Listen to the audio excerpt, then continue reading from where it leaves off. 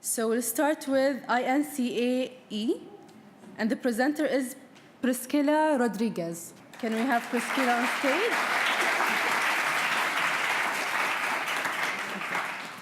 Ready? Good morning, members of the Urmenia Foundation. Today, I am here to present to you a situation where we have a country that has faced adversity for the past 20 years, a country that has lost hope, a broken country.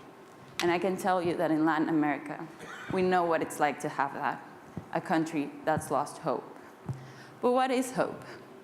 Hope is the dream for better opportunities for the future.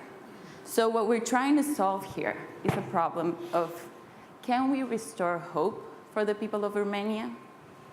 Our answer is sí, sí se puede. We can regenerate hope for these people. But how are we going to do that? We are presenting to you today the Sustainable Intelligence Initiative. This is an actionable platform to unify the government decisions and coordinate public investments. Our strategy is going to be to rebuild the social contract of Romania, having as the components the public sector as the government, the private sector, and the civil society. We are going to have all of the stakeholders interacting with each other to create relationships that will enable transactions, that will create new relationships. This social contract is going to require transparency from the government that will lead to trust from the civil society. And it will enable us to have investment, production, innovation, governance, and finally achieve sustainability. The foundation of our strategy is going to be to have a measurement. We know income is not enough. We are going to have to measure the SDGs by using the Social Progress Index. We're going to have to prioritize the quick wins. We're going to have a communication plan to bring this information from the government all the way down to a household level. And we are going to have the co-creation of public policy. So the implementation of this strategy is by the 3D government tool.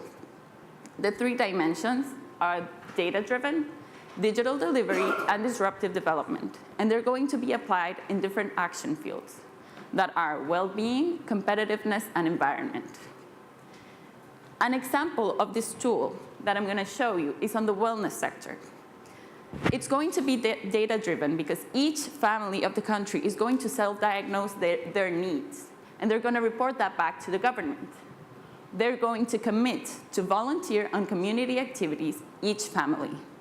We're going to achieve this by giving them $1,000 per family in cryptocurrency powered by blockchain.